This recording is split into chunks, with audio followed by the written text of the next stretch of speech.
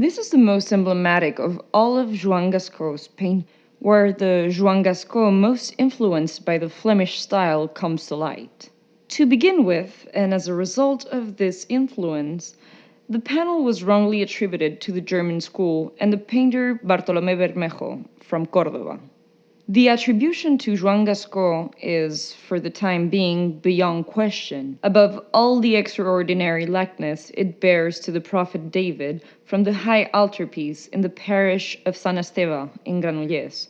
also adjudged to be by the painter Joan Gascó, now in the Museu Nacional d'Art de Catalunya. As for its provenance, it is known that it was already in Vic's cathedral in the 16th century, where it remained until the foundation of the Museu Episcopal de Vic.